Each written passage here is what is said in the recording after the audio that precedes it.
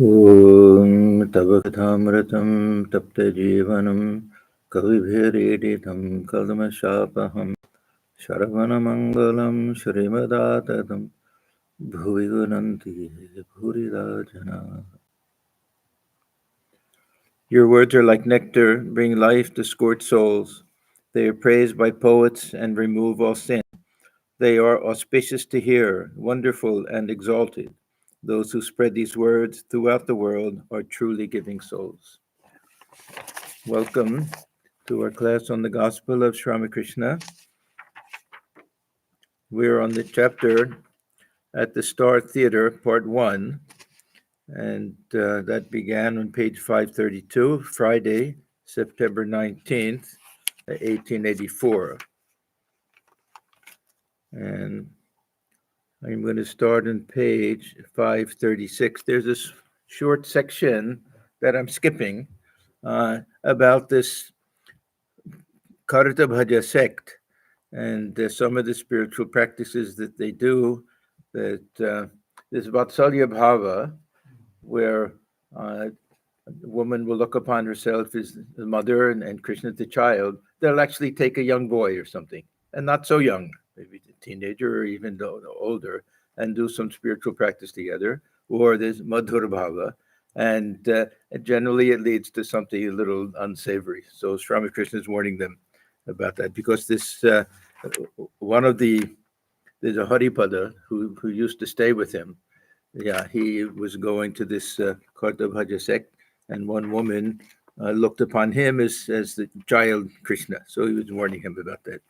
Anyhow, so we'll start on page 536.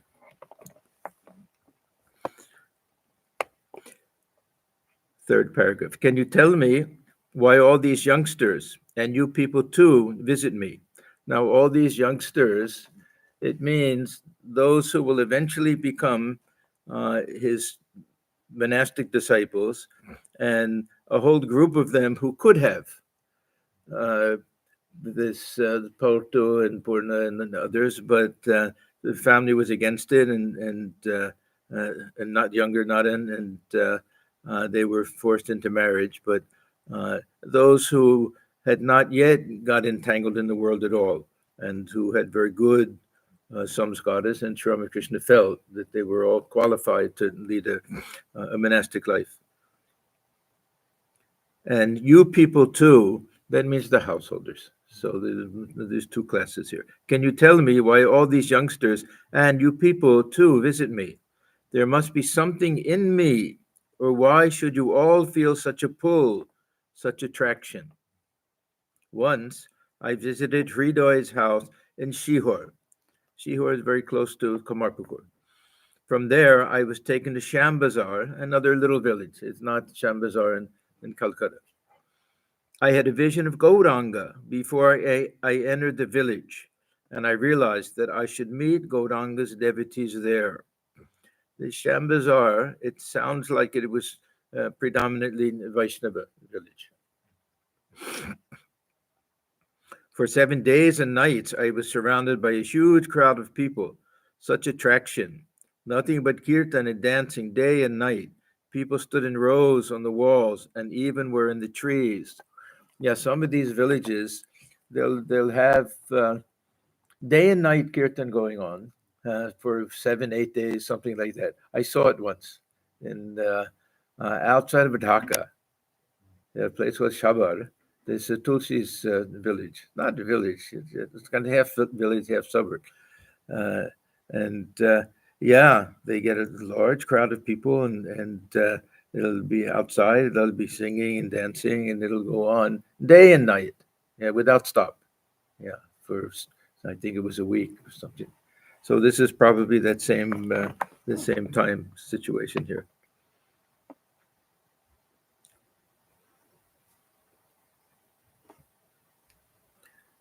So, but such attraction that meant that they followed him wherever he went because he would go into ecstasy and singing and dancing and everything. And people felt, he's talking about this power of attraction that people felt without realizing why even. I stayed at Nataraja Goswami's house. It was crowded day and night. In the morning, I would run away to the house of a weaver for a little rest. There, too, I found that people would gather after a few minutes. They carried drums and cymbals with them, and the drum constantly played, takuti, takuti. We would have our meal at 3 in the afternoon. The rumor spread everywhere that a man had arrived who died 7 times and came back to life again, referring to himself, referring to his samadhi. In those days, at least the impression that I get the impression that most people felt that nobody came back from samadhi.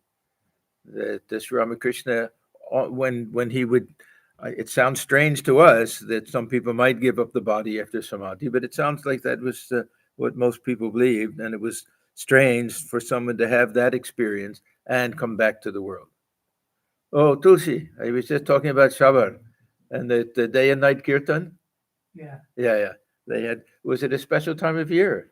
Yeah, after it's called Basanta Panchami. That's okay. Saraswati Puja. So, what time will that be? Time of year? February, March. Huh? Springtime. February, March. And this is September. Any other different thing? So, what was I saying? No. Yeah. So, because Thakur says that it was generally felt that when a boat went far enough into the black seas of the water or something, that it would never come back. So, for them to hear of somebody who had that experience and came back to life, it seems like most people felt that was you merged in God, never to come back from that experience. But isn't it that only avatars can come back? Otherwise, most of the people die within 21 days. Where did you read that? Where? Yeah, this is a very complicated thing. Who comes back and who doesn't? A very complicated thing. Huh? And this is only that nirvikalpa samadhi or jada samadhi. Even through the path of devotion, one can have the high types of ecstasy and come back from that. Some people will have some karma that'll pull them back down. If they get lodged in that for a long time, unless they're Ishvara Kotis or avatars, Thakur says they don't come back. Yeah. We read about samadhi in this Kathamrita, but it is extremely rare, even. Extremely rare. Yeah, that's the one thing that we have to understand. That we don't have to have any fear of samadhi and not coming back from it. It should be our biggest problem. Yeah.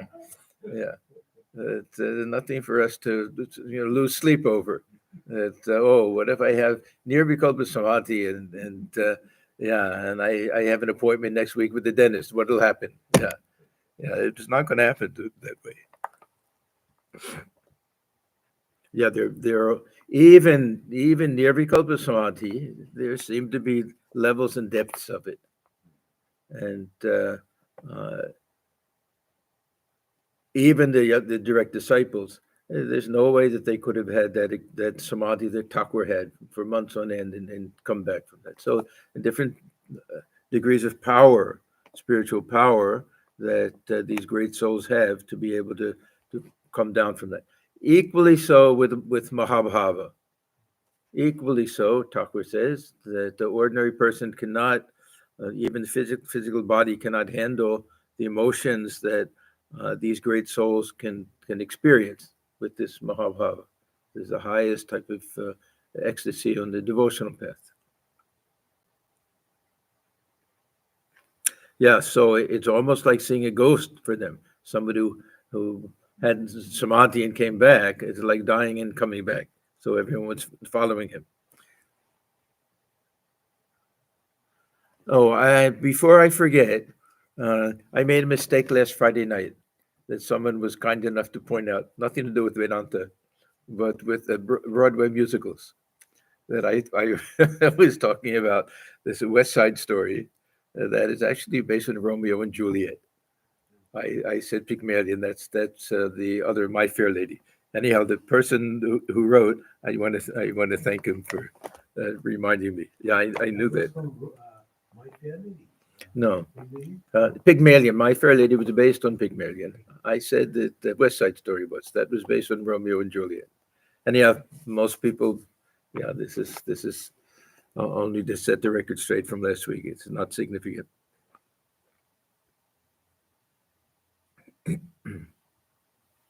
So the rumor spread everywhere that a man had arrived who died 7 times and came back to life again. The footnote says, referring to the master's samadhi.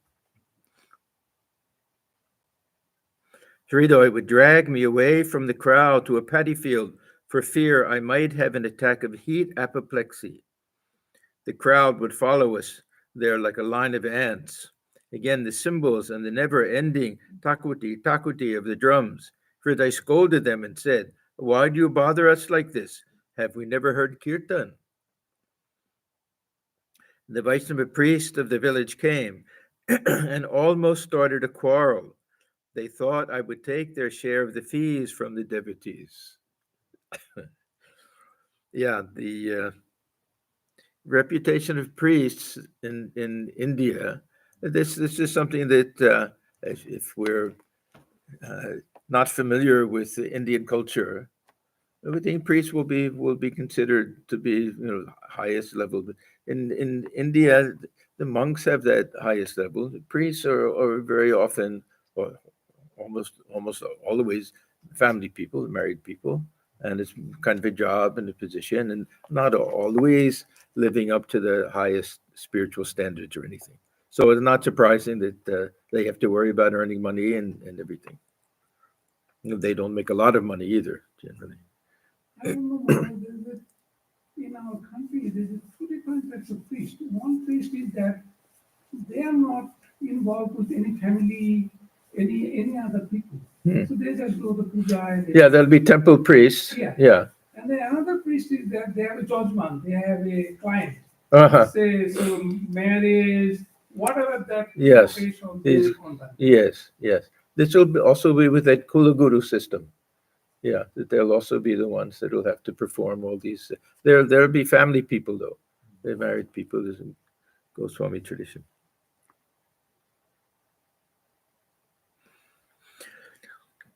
They thought I would take their share of the fees from the devotees, but soon they discovered that I didn't touch a piece of cloth or even a thread. Someone remarked that I was a Brahmagyani. So the Vaishnava pundits wanted to test me.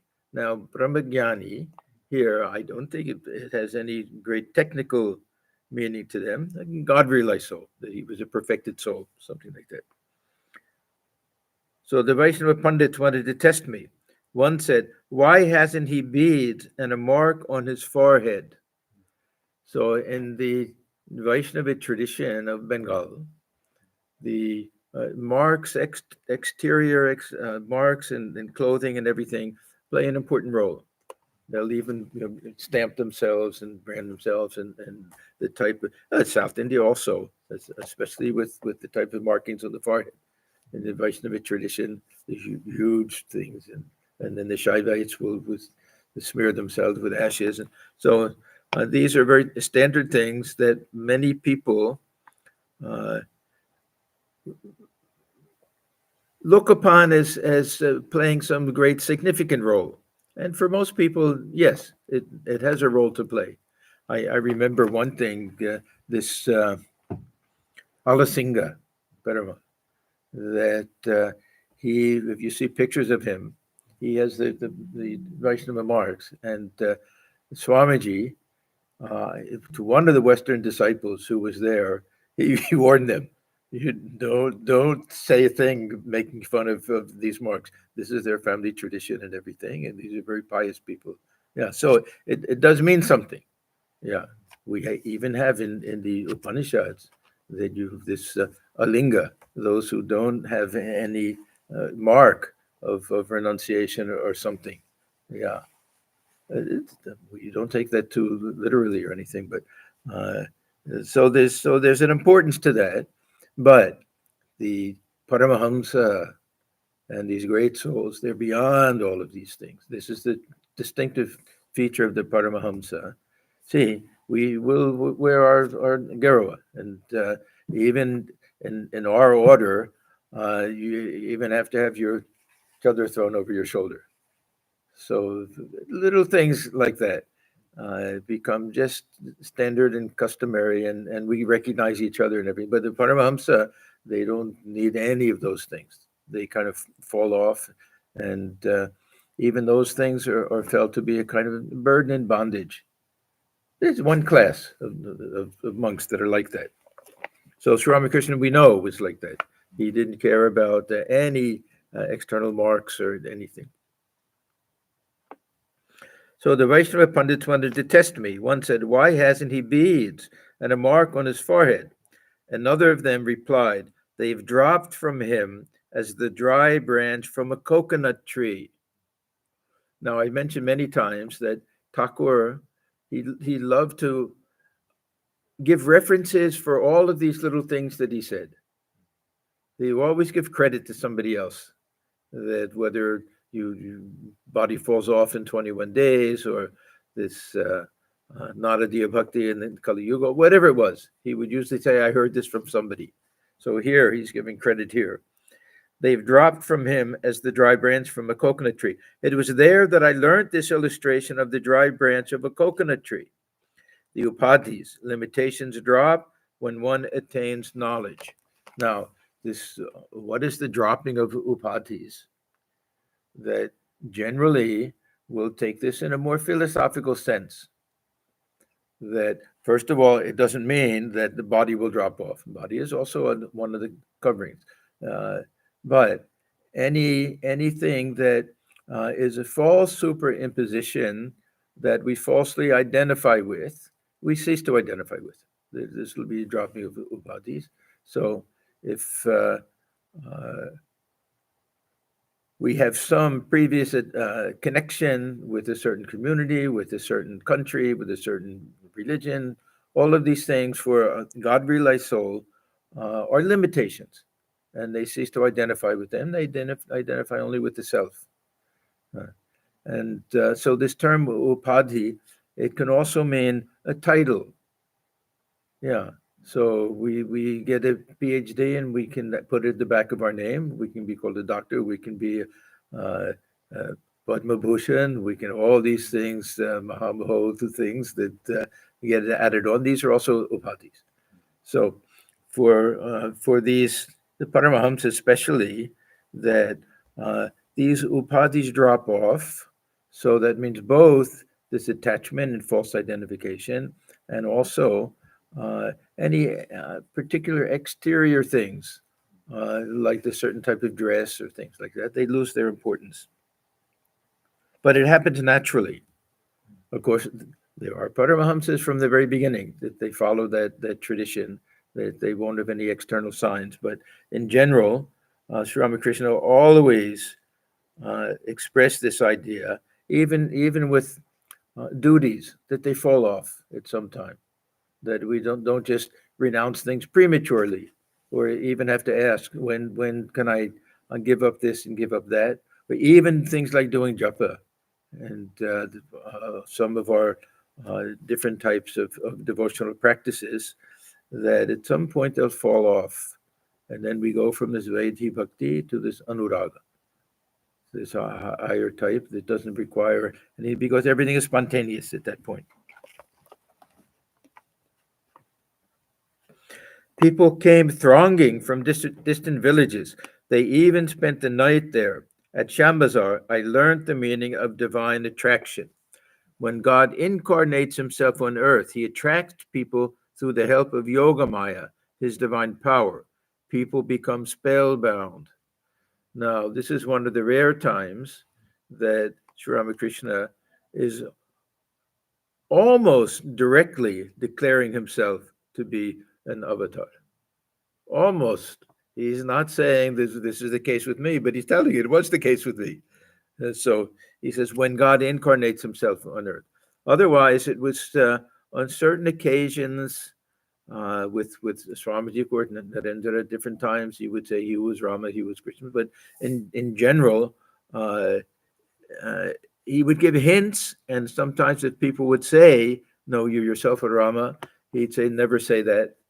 then this little humility would come a little. So this is one of the few times when he's giving almost direct statement. When God incarnates himself on earth, he attracts people through the help of Yoga Maya, his divine power. Now, Thakur has used this term before. I think last time also we saw it. It just means really this divine power that usually will be connected somehow with the Divine Mother.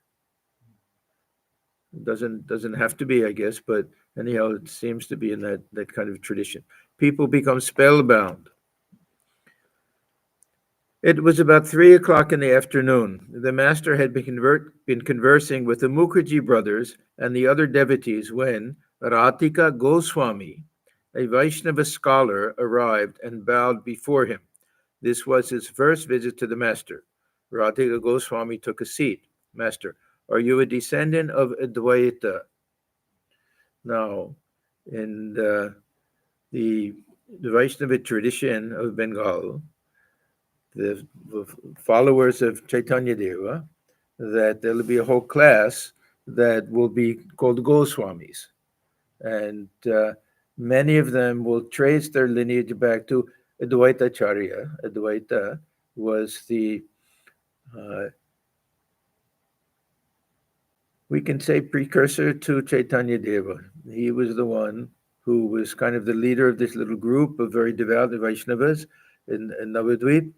And Chaitanya Deva, late in the beginning, he used to make fun of them and everything. Later became part of that group, and then, of course, became considered to be the spiritual leader and then avatar. So these Goswamis, some of them are traced back to some of the other, they're different lineages. I don't know all of these things. Why they are called Advaita Maharaj? That was just his name, Advaita Acharya. Yeah. It had nothing to do with Advaita Vedanta or anything. Maybe his parents liked that name or something, but it seems like that was just his name. I asked Swami Swananji one time. He was from a Goswami family. I asked, did you trace your lineage back to Advaita Goswami? He said, we never really knew these things. Yeah, it wasn't so, because there are other, there are other, I think Vishnu Priya's family also. Yeah, they're Goswamis. Yeah. No, it's not. It's not an uncommon thing, and most of the gurus, these Kula gurus in their tradition, are Goswamis. Yeah, and there are all these songs and everything. Goshani, this is Goswamis. But I'm saying they trace their lineage back not always to Advaita Acharya. Yeah, through Vishnu Priya. Yeah, and through Nityananda maybe. Yeah. So they're different. Yeah, but anyhow, Sri Ramakrishna had great respect and reverence. Not necessarily, not that they were all saints, but just for that kind of tradition. Whenever he saw someone introduced as a Goswami, then he would, with great respect, he would greet him that way. So, Master, are you a descendant of Advaita? There's a footnote, an intimate companion of Sri Chaitanya. Goswami, yes, sir. At this, the master saluted him with folded hands. Master, you are descended from Advaita Goswami. You must have inherited some of his traits. A sweet mango tree produces only sweet mangoes and not sour ones. Of course, it happens that some trees produce large mangoes and some small. That depends on the soil. Isn't that true? Goswami humbly, sir, what do I know? Now, this is a very typical attitude of the followers of Chaitanya Deva, at least at that time, that they emphasized humility to a great extent. Humility, sometimes even looking upon themselves as sinners and everything. This was part of their tradition, really. Master, whatever you may say, others will not let you off so easily. See, he's saying, what do I know? He was a great scholar, he was a great pundit. Yeah, we think of this Chaitanya tradition as full-blown devotional tradition, but they were tremendous scholars, Sanskrit scholars, and wrote huge books and everything. The Goswamis, there were 6 Goswamis, and a tremendous amount of literature came out of that tradition. Whatever you may say, others will not let you off so easily. Brahmins, however imperfect they may be, are worshipped by all on account of their having been born in the line of great sages. To M. Tell us the story of the shankha-chila. Now there's a footnote, a bird similar to a kite. We'll get the story in a minute. M sat in silence. Master, if one of your ancestors was a great soul, he will certainly pull you up, however unworthy you may be. When King Duryodhana and his brothers were taken captive by the Gandharvas, Yudhishthira released them in spite of the fact that King Duryodhana was his enemy and had banished him to the forest. Besides, one must show respect to the religious garb. Yeah. If we see sannyasin, and we don't decide, oh, is he worthy of making pranam and showing respect to? We don't try to analyze these types of things. We pay respect to the position. There's someone who has renounced everything, and even to the robe, you can say, yeah. And we hope that they live up to it. So one must show respect to the religious garb. Even the mere garb recalls to mind the real object. Chaitanya once dressed an ass in a religious garb and then prostrated himself before it. This is an example that's always pointed to. Then he'll go back to this shankha-chila. Why do people bow before a shankha-chila? When Kamsa was about to kill the Divine Mother, she flew away in the form of a shankha-chila. So even now people salute the bird. Okay, this is a long story from Mahabharata. Huh? It's a kite, like an eagle. Big. Anyhow, you'll hear the story. The following story is recorded in connection with the birth of Sri Krishna. Kamsa, the king of Mathura, was the very personification of evil. His God-fearing sister, Devaki, was married to Vasudeva. When Kamsa came to know that a son of Devaki would be his slayer and that his sister was already expecting a child, he was about to kill her. But he spared her life on her promise to deliver her child to him as soon as it was born. Both Vasudeva and Devaki were kept in prison under a strong guard. In the prison, 7 sons were born to Devaki, one after another, and they were all slain by the evil Kamsa. The 8th child was Sri Krishna. Immediately after his birth, Vasudeva, through divine help, took him across the Jamuna river to the village of Gokula, where Nanda and his wife Yashoda lived. They were actually the step-parents of Krishna, not his real parents, the biological parents. To them had just been born a daughter who was an incarnation of the divine power. Sri Krishna was exchanged for the girl, who was then delivered to Kamsa as the newborn child of Devaki.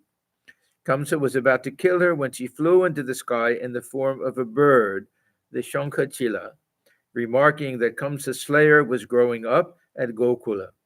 This is why the shankha-chila is held in respect. Eventually, Sri Krishna killed Kamsa. So just a way of saying that this bird isn't the same bird, but it reminds one of that bird and of the birth of Krishna and everything, so we show respect to it. The same thing we do with he's seeing a Goswami. This is the whole point. Whole story goes back. While he's showing reverence to the Goswami says, I don't know anything. He says, it doesn't, even if you don't, but I know that you do. Even if you don't, you come from that tradition. That tradition is worthy of respect, so you're worthy of respect. Something like that.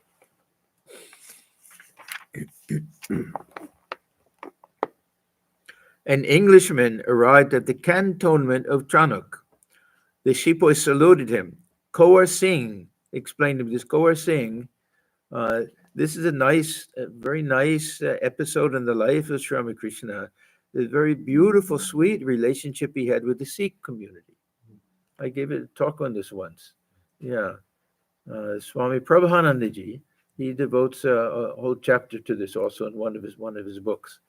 This Kawar Singh had tremendous devotion for Sri Ramakrishna, and many of them, there was a cantonment in Barakpur, Chanak, I don't know where that is, and that magazine, where all the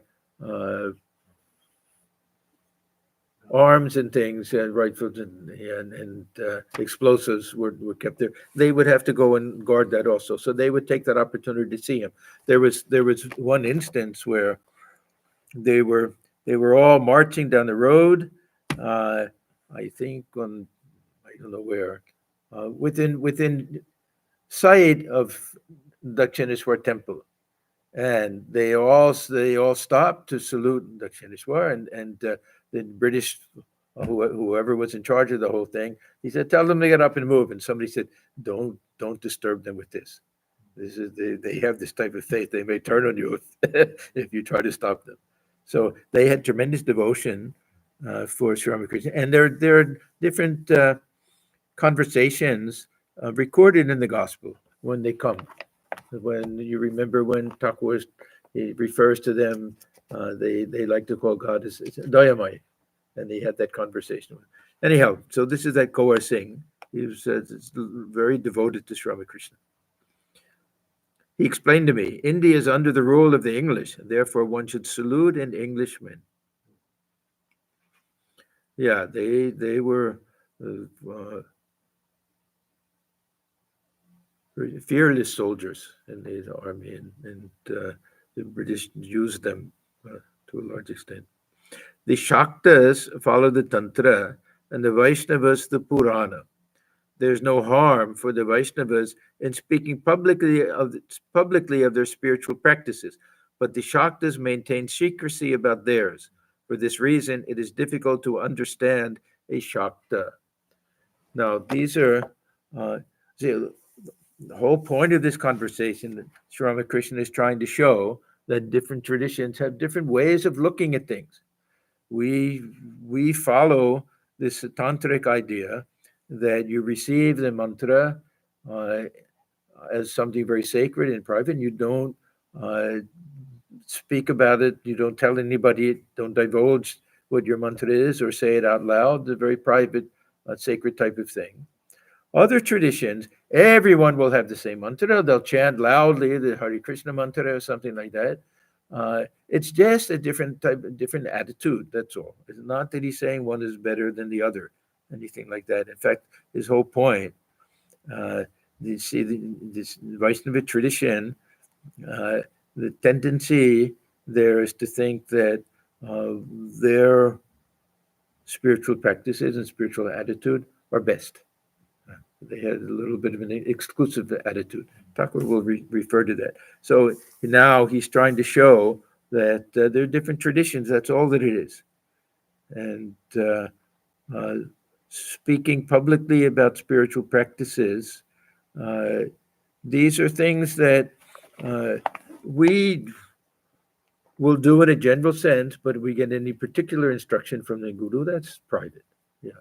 And if we get any spiritual experience, if anything possibly happens, and then we're not supposed to go about telling about it. Thakur says whatever benefit you got from it, you'll lose it.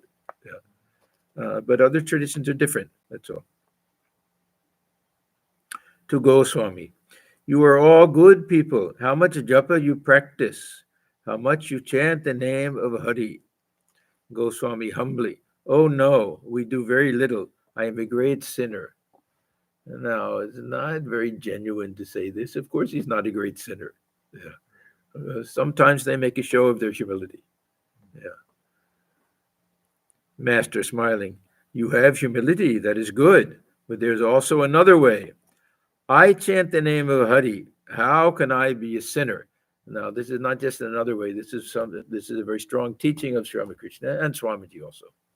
That Thakur did not like this false humility, and he did. And even if somebody really feels that I'm a sinner, He said, you keep telling yourself that this will be your sense of identification. You'll really become a sinner. So Thakur would like this other attitude. How can I be a sinner? I chant the name of Hari. He who constantly repeats, I am a sinner, I am a wretch, verily becomes a sinner. What lack of faith. So first he's praising him for his humility. And yeah, and how quickly he's showing the other side. What lack of faith. A man chants the name of God so much, and still he talks of sin. Radhika Goswami listened to these words in amazement, because this wasn't their tradition. They wouldn't hear that when they would go for their own gatherings, and there would be some satsang and everything. They won't hear this type of thing. They're very typical of the worshippers of Divine Mother, especially. So Radhika Goswami listened to these words in amazement. Master, at Vrindavan, I myself put on the garb of the Vaishnavas. Now he's saying that these things all fall off. Then what's the garb?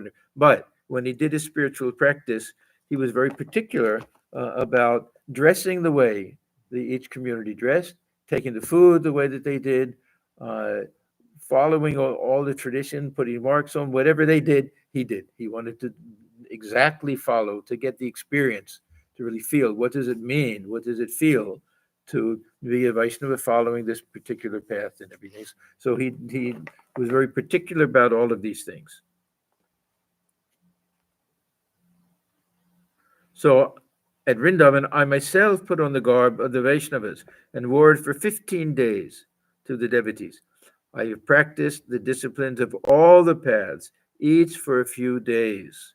These are all the spiritual paths that were current in India and that he was familiar with, that he could have.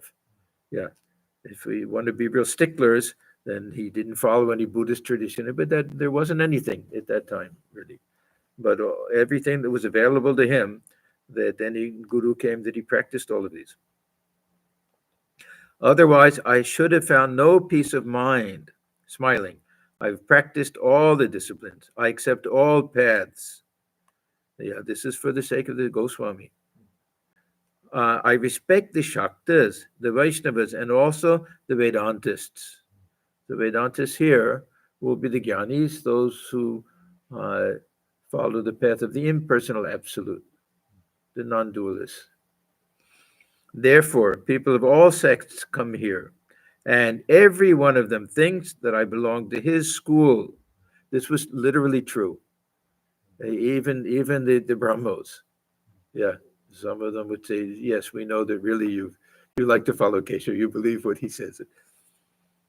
I also respect the modern Brahmagyanis, that means the Brahma so much. And now he'll give a very nice illustration. A man had a tub of dye. Such was its wonderful property that people could dye their clothes any color they wanted by merely dipping them in it. A clever man said to the owner of the tub, dye my cloth the color of your dye stuff. And then it says all laugh. Now this is an interesting illustration because it can be taken really in two different ways. It can refer to one's own mind, and we'll get that later. The mind is like cloth, it's dyed. That one's own mind, whatever we let the mind dwell in, the mind will take the color of that. So if we like to think of God in a particular way, or if we're very worldly people, whatever we let the mind dwell on, we become like that. But with regard to the spiritual practice and everything, that if we want to see God in a particular way, then God can reveal himself to us in that particular way. Now, why do people laugh when somebody said, dye my cloth the color of your dye stuff? What's funny about that? Is it possible? What color will be the liquid in his vat?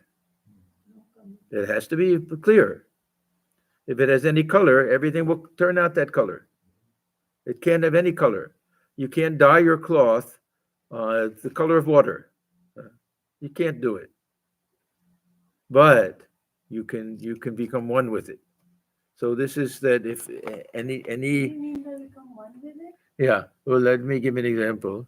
That when Thakur talks about taking water from a pond, if you take it in a pitcher, it takes the shape of the pitcher. If you take it in a bucket, it takes the shape of the bucket. But water is actually formless. But no matter what you use to take it, it'll have to take that form. If you want the real formless, then you simply dive into the water. Even that is taking a shape. But so with the absolute, we can't have the vision of the absolute. We can't dye our minds the color of the absolute. We have to just become that. There's a little, we can say, distinction. So this all left, that means that they've, with a very subtle intellect, they've understood this idea that if something is the ground that can explain the variety, then it has to itself be without any upati. If something can account for all possible colors, it has to have no color of its own. Yeah. Can we think that the person who is egoless, his mind is actually not with moha. So whoever is coming there, so getting the same color, because he doesn't have his own ego. His mind was always, he was the harming at that time, always. So he can color anybody who they want. Yeah, this can also refer to the guru. Yes, and Sri Ramakrishna was also like that, because that's what he's talking in that context. Whoever came to him thought he belonged to them. So whoever came to him, if they wanted to be inspired along their own path, they would get it from him, because he was that universal. Yeah.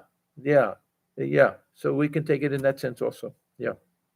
This example came another time. It comes all the time. When they said you color it yellow, he put it in the same Yeah, color, yeah. red, and then he says the third person comes and says, color whatever color you have there. No, we just read that. There was enough. Yeah, it comes several times. He repeated himself all the time. Yeah. This example will come, I don't know, half a dozen times.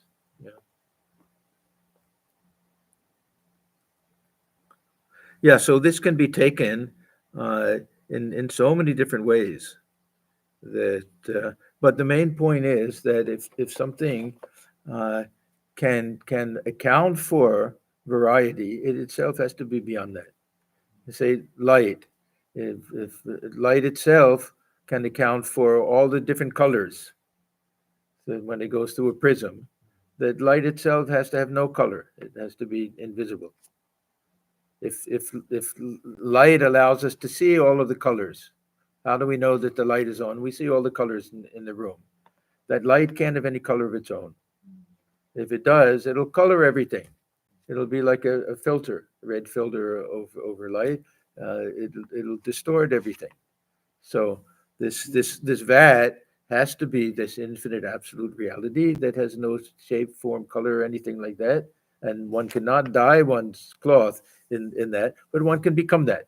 Yeah. What is coming from mind? Nirguna Brahma. Yes. So who is Nirguna? He can Brahma everybody. Yes. Yeah. So this is why for Vedanta that this Nirguna Brahman has to be. We have to have that transcendent absolute reality that's beyond everything in order to account for variety. Yeah, the ground of being has to be something that transcends being. Yeah, there was these existentialist philosophers. I studied these people. I didn't have any idea what they really meant at the time. But one of them said the ground of being is non-being. To me, what does that mean? I had some little understanding, but until this Vedanta, then I really understood what it meant. That anything particular, that the ground of that has to be beyond all of that. It has to be something which can account for all possibilities. Yeah. So non-being means nirguna in that sense. Yeah. Or for the Buddhist shunya.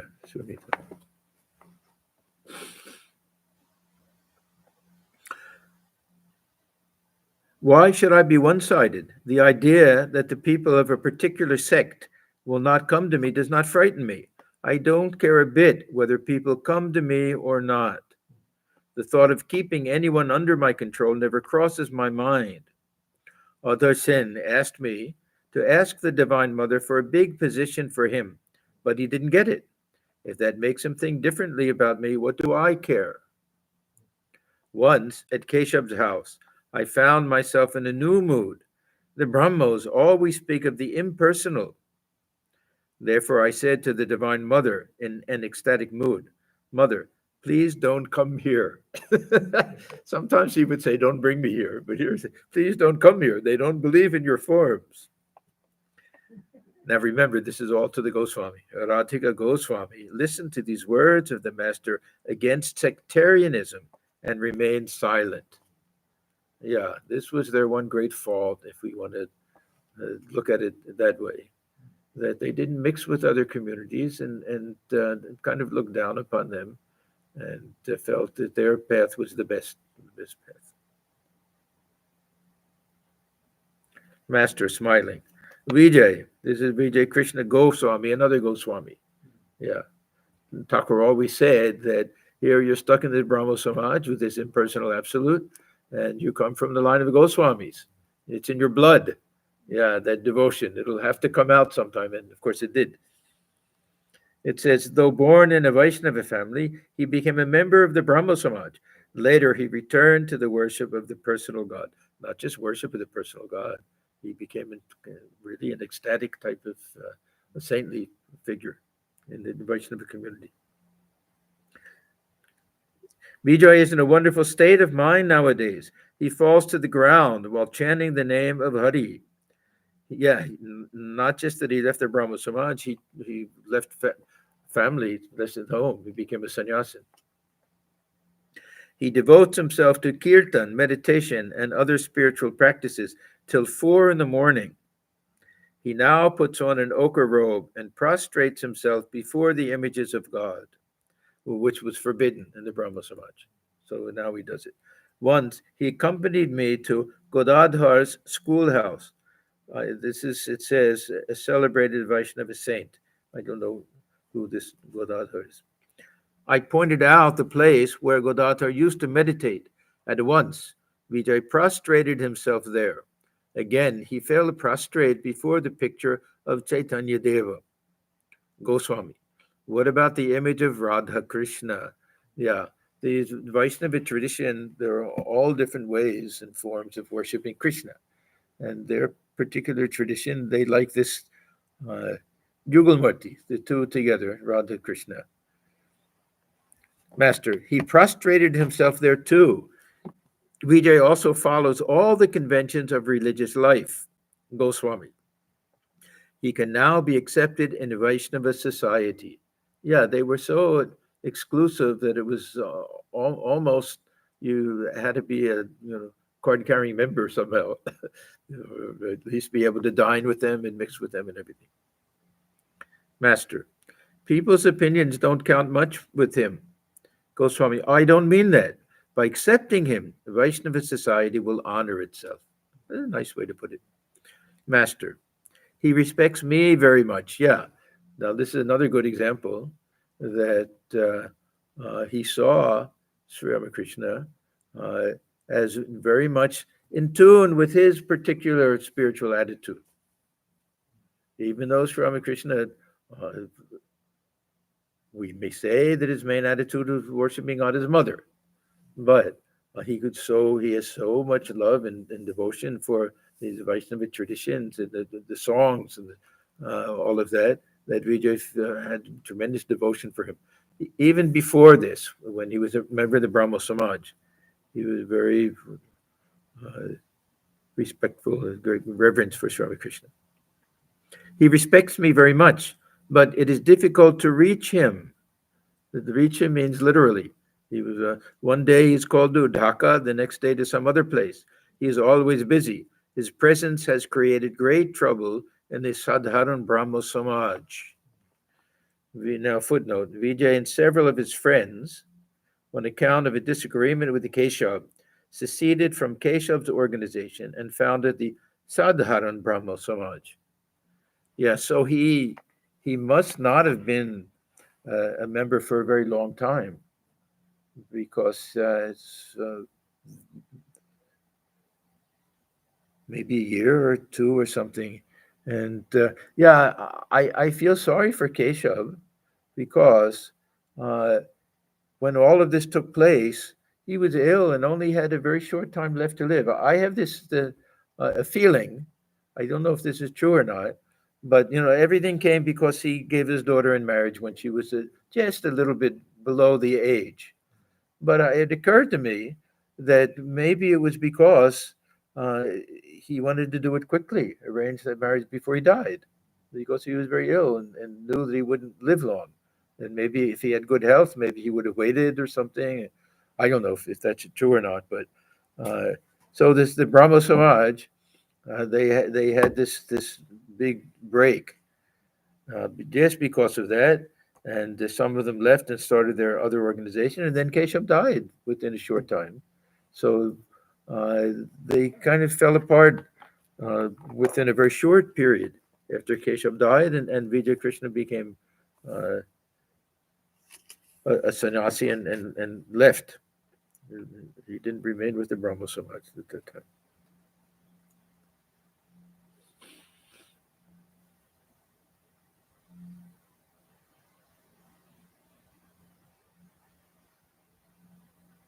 So his presence has created great trouble in the Sadharan Brahmo Samaj. Goswami, why so, sir?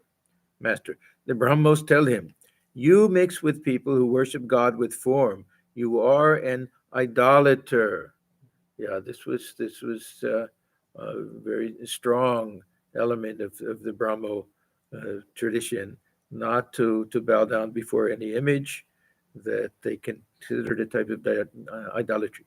Vijay is liberal and straightforward. Unless a man is guileless, he doesn't receive the grace of God. Sri Ramakrishna talked to the Mukherjee brothers. Mahindra, the elder, had his own business. We saw that, the flour mill. Priyanath, the younger, had been an engineer. So they were both more or less retired. They had a lot of time to themselves. After making some provision for himself, he had given up his job. Mahindra was 35 or 36 years old. The brothers had homes both in the country and in Calcutta. They were well-to-do. Master, smiling, don't sit idle simply because your spiritual consciousness has been awakened a little. Now, awakened a little because they came to Sri Ramakrishna on a fairly regular basis. He was fond of them, and they recognized something special about him. So through contact with him, they had some type of awakening. Go forward. Beyond the forest of sandalwood, there are other and more valuable things, silver mines, gold mines, and so on. Priya, smiling, sir, our legs are in chains. We cannot go forward. Master, what if the legs are chained? The important thing is the mind. Bondage is of the mind, and freedom also is of the mind. Yeah, there's a very famous line that mana eva manushyanam karanam bandhamoksayo, that the mind alone is the cause of both liberation and bondage. Yeah. And Sri Ramakrishna always emphasized that all the question of the mind, because if it's a question of what is the actual truth is we're already free. The problem is that the mind doesn't know it. So this is also, we can take back to the story of the dye, that all the question of the mind, we let the mind soak in the dye of a certain color, it becomes like that. If that color is that, yes, I'm free, and we can become free. There's another wonderful verse from the Ashtavakra Samhita, Thakur refers to all the time, that if we think that we're bound, we remain bound. We think we're free, we become free.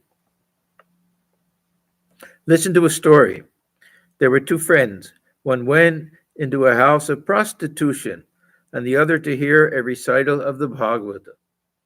What a shame, thought the first. My friend is hearing spiritual discourse, but just see what I have slipped down to. The second friend said to himself, shame on me. My friend is having a good time, but how stupid I am. After death, the soul of the first was taken to Vaikuntha by the messenger of Vishnu, while that of the second was taken to the netherworld of Yama. Yeah. There's one's mind was on the prostitute the whole time, the other, yeah. There's another nice Buddhist story that there were two Buddhist monks, and there was a woman, young woman, attractive woman, who wanted to cross the river, but she couldn't do it, and didn't know how to swim or anything. So one of the monks took the woman and put her on his shoulders and forced her to cross the stream and put her down on the other side. And then came back, and the monks are walking for a long time. And then finally the one monk says, how could you do that? How could you even touch a woman or talk to a woman and put her on your body and everything? And he said to the other one that, yes, I put her on my shoulders, and then I let her down. You've been carrying her the whole way. Yeah. So he forgot about it. So everything is in the mind.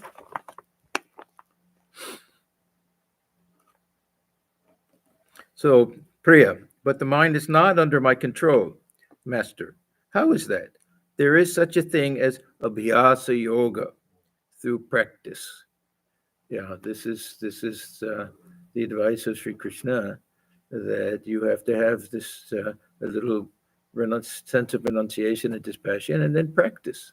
You have to, yeah. We can't simply say, I can't control the mind. We have to try. Keep up the practice, and you will find that your mind will follow in whatever direction you lead it. Now we get again, the mind is like a white cloth just returned from the laundry. It will be red if you dip it in red dye, and blue if you dip it in blue. It will have whatever color you dip it in. Now, this always raises the issue that how can I say my mind is like clean cloth and just come back from the laundry? The point is that the mind is so susceptible to whatever company we keep, whatever thoughts that we dwell on, that it'll pick it up as if it were, yeah. And but we have to try to purify the heart, of course. Not that we can just overlook all of those things. Yeah, one of Swami Ashokananda's lectures, he makes a special point. You remember, he's not saying that the mind is soiled. The mind is to think of your mind. It may be soiled, of course, but think of your mind as pure. Think of yourself, your heart is pure and everything, and soak it in the thought of the divine, and it'll take that color. To Goswami, have you anything to ask? Goswami, no, sir. I am satisfied that I have seen you and have been listening to your words. Master, go and visit the temples. Goswami, very humbly, won't you please sing something about Sri Chaitanya? The master complied. He sang, why has my body turned so golden? It is not time for this to be. Many the ages that must pass before as Gauranga I appear. Now, this is a common theme, that Sri Krishna's body was dark, black or dark blue complexion, something like that. But they identified Chaitanya Deva so much with him that the question always comes, why did he have such a golden complexion when Krishna had such a dark complexion? Yeah. And they say because he was outside that he was Radha, inside he was Krishna. They have the very nice way of explaining. Again, Gaura gazes at Vrindavan, and tears stream from his eyes. In an exuberance of joy, he laughs and weeps and dances and sings. He takes a wood for Vrindavan, the ocean for the blue Yamuna. He rolls on the ground for love of Hari. After singing, the master went on with the conversation. Master, to Goswami, I've sung these songs to suit your Vaishnava temperament, but I must sing differently when the Shaktas or others come. So again, he's emphasizing this idea, don't be too sectarian. Here, people of all sects come. The footnote here means referring to himself, or we can say Dakshineshwar, where he is.